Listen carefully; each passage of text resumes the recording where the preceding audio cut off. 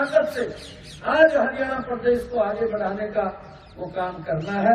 और मुझे आज आप लोगों के बीच में ये बड़ी खुशी है कि हम सब इतनी संख्या के अंदर आज यहाँ एकत्र आए हैं।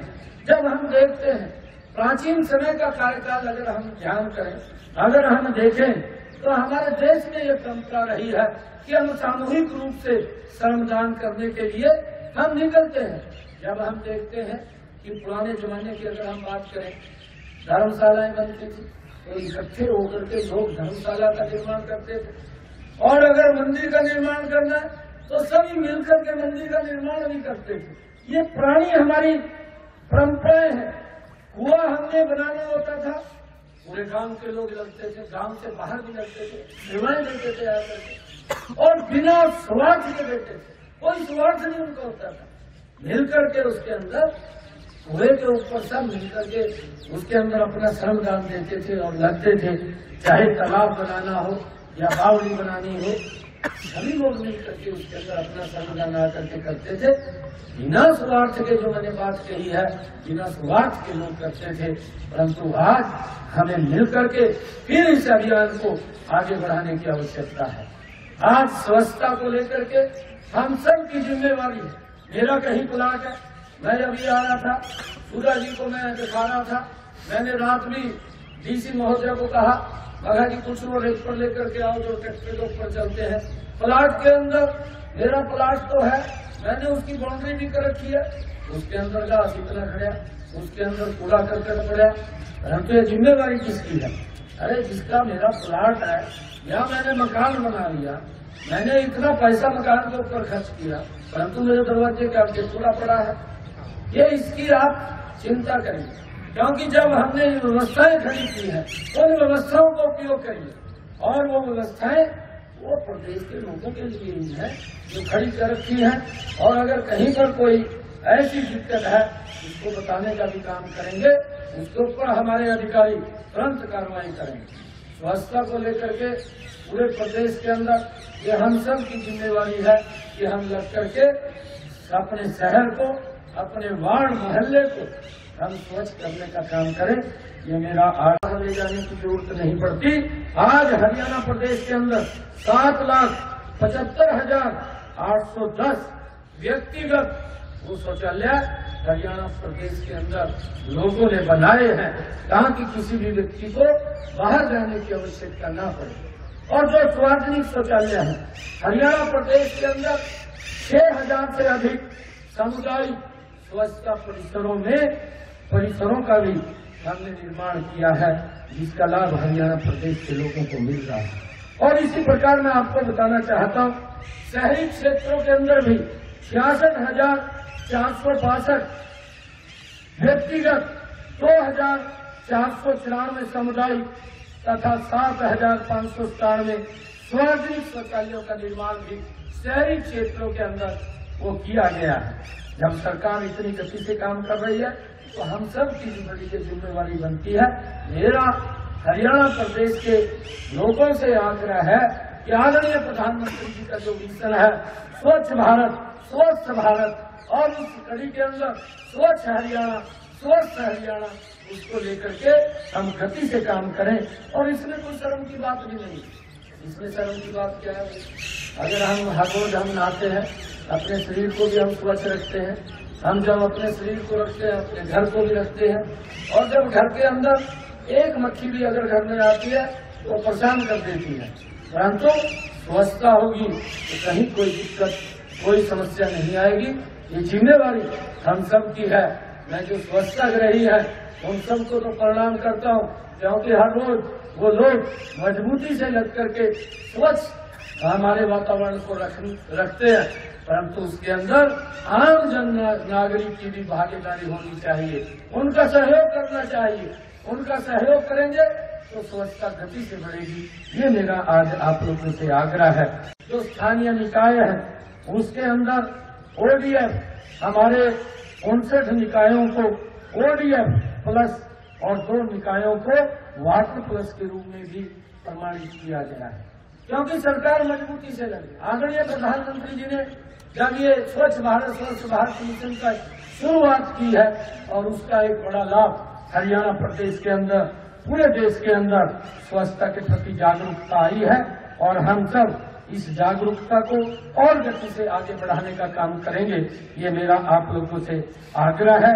जब हम देखते हैं कि हमारा ये हरियाणा प्रदेश स्वच्छता जो सर्वेक्षण 2023 में हुआ था, 100 से कम शहरी निकायों वाले राज्यों की श्रेणी में हमारा हरियाणा ने राष्ट्रीय स्तर पर 14वां स्थान प्राप्त किया था। आज मेरा आग्रह है, क्योंकि कल से यहाँ पर अंतर्राष्ट्रीय गीता जयंती महोत्सव की शुरुआत हो रही है और उससे एक दिन पहले हमने ये प्रण लिया है कि ये हमारा कुरुक्षेत्र शहर स्वच्छता में नंबर 1 के ऊपर रहे।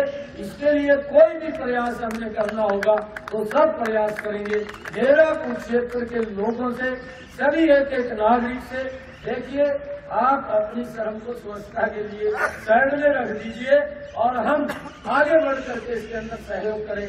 हमारे जो स्वच्छता रही है उनका सहयोग करें। अगर आपको कहीं पर ये लगे कि यहाँ पर इस सामान की आवश्यकता है, तुरंत तो डीसी महोदय को बताएं, वो वहाँ पर सामान पहुँच जाएगा।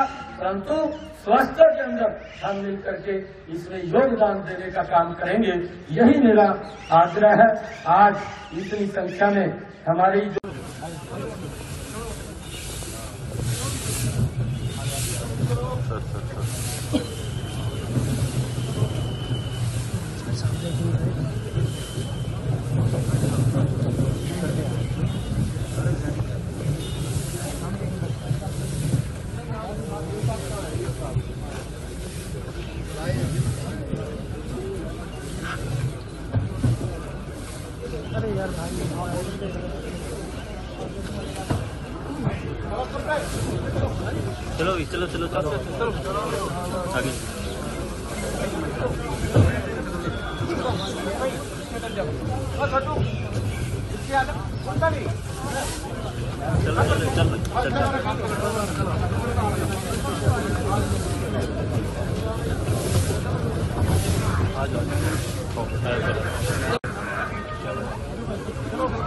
चलो आगे चलो चलते रहो।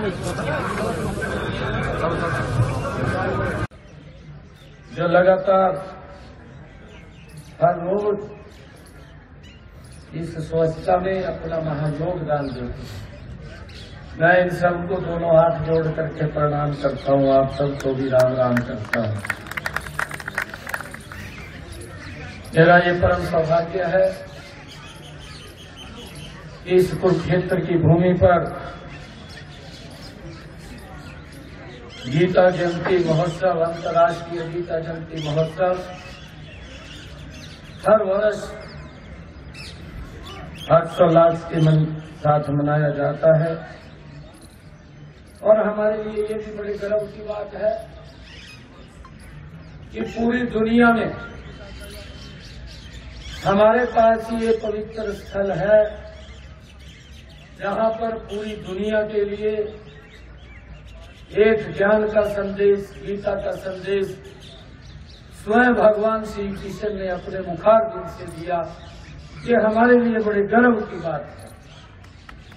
जब पूरी दुनिया कुरुक्षेत्र की तरफ देखती है तो हमारे कुरुक्षेत्र के लोगों का भी एक बड़ा जिम्मेवारी बनती है कि अगर दुनिया के किसी भी स्थान से कुरुक्षेत्र के अंदर व्यक्ति यहाँ पर श्रद्धा के लिए आए, उसको लगना चाहिए कि मैं कुरुक्षेत्र के अंदर गया था, वहाँ इतनी स्वच्छता।